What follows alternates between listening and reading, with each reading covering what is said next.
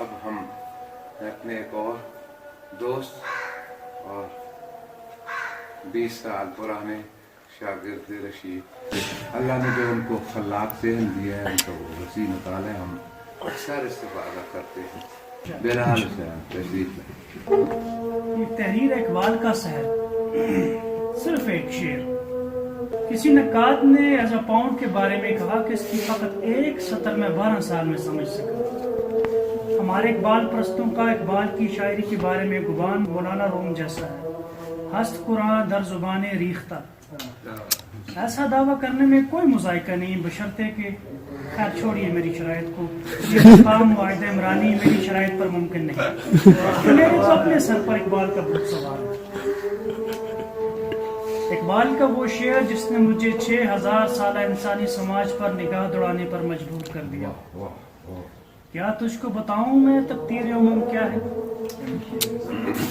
کیا تجھ کو بتاؤں میں تقدیر امم کیا ہے؟ شمشیر و ثنا اول طاؤس و رباب آخر، طاؤس و رباب آخر، طاؤس و رباب آخر۔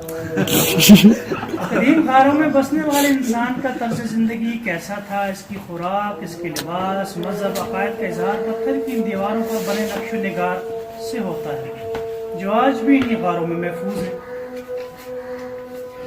نشاط ثانیہ سے پہلے یورپ پر فن مصوری کا جو دور رائج تھا اسے ایلیگنس کہا جاتا ہے، جس کے بڑے دماغ باروک اور روکو مانے جاتے ہیں۔ ان دونوں اصحاب کے ہاں اس وقت کے کلیسا اور سماجی تناؤ کا اظہار ملتا ہے، جس میں کیتھولک ڈوگما اور بائبل کے مناظر کی منظر کشی ملتی ہے۔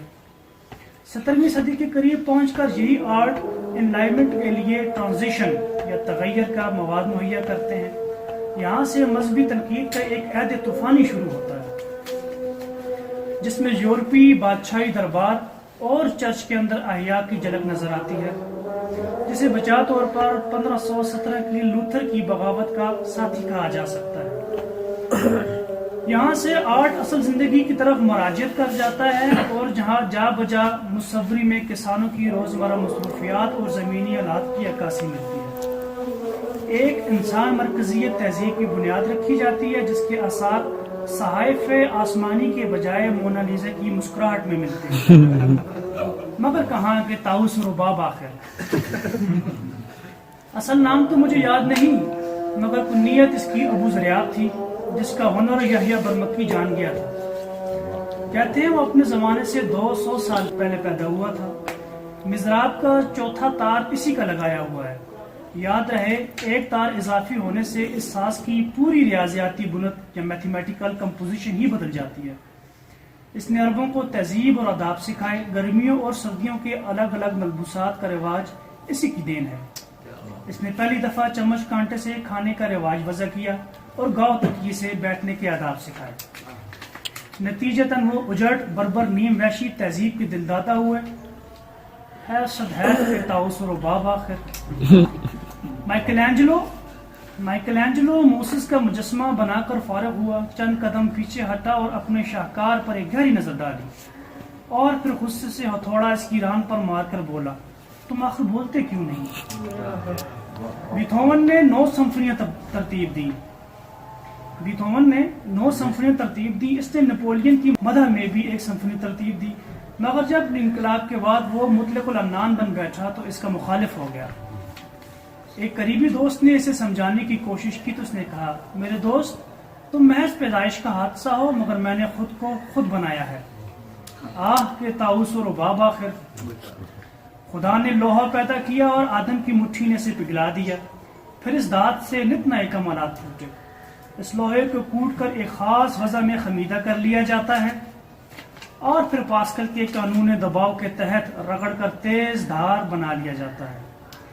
اس ابرو خمیدہ کو خوبصورت دستے سے مزین کیا جاتا ہے، جس سے اس کی مضبوط گرفت بن جاتی ہے۔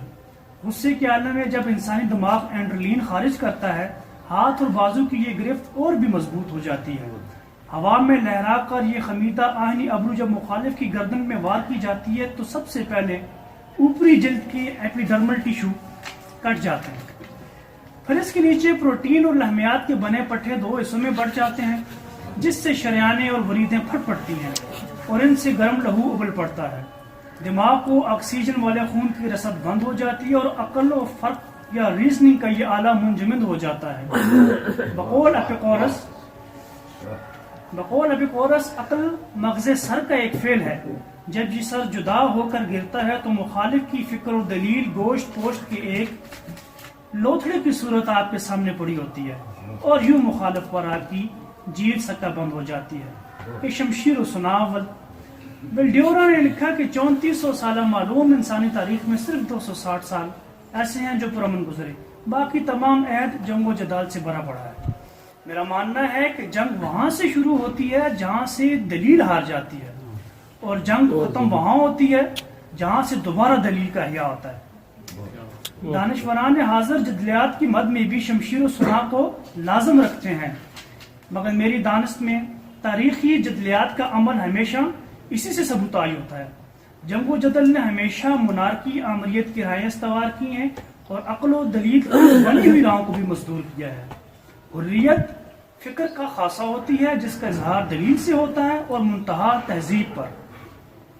ہماری نوجوان نسل کو فکر اقبال کے نام پر جو ویکسین لگائی جاتی ہے اس کا تریاق بھی اقبال کی فکر میں ہی موجود ہے. اس مشکل کام کا بیڑا نہیں اٹھایا جا سکتا کہ گر نہ ہو تو کہاں جائیں، گر ہو تو کیوں کر ہو. زوال پذیر معاشرے کی ایک علامت یہ بھی ہوتی ہے کہ اس کے دانشور آگے بڑھنے کی بجائے ماضی کی جامد فکر سے عصر حاضر کے عقدے سلجھاتے ہیں جس کا شاید زمانہ لگ چکا ہو. ہیں خواب میں ہنوز جو جاگے ہیں خواب میں. ہمارا دانشور جاگا ضرور ہے مگر پرانی فکر کے خواب میں. آخر اپنی ہی ذہنی اختراع پر ڈٹ جانا اور تمام کھڑکیاں دروازے بند کر لینا کہاں کی دانش مندی ہے آدمی بجائے خود ایک معاشر خیال. آئیں کہ اقبال کو اقبال سے روشناس کرائیں، اس عظیم شاعر کو اس کی نظر سے دیکھیں، اس کا عظیم پیغام جانیں اور اس کے فکری مغالطے اس پر اشکار کریں کہ اسی میں ہماری بلائی ہے. 60-70 سال قوموں کی زندگی میں ایک دن ہوا کرتا ہے. بقول شخص سے ہمارے پاس کھونے کو کچھ نہیں مگر پانے کو ایک جہان پڑا ہے. بہت اعلیٰ سر.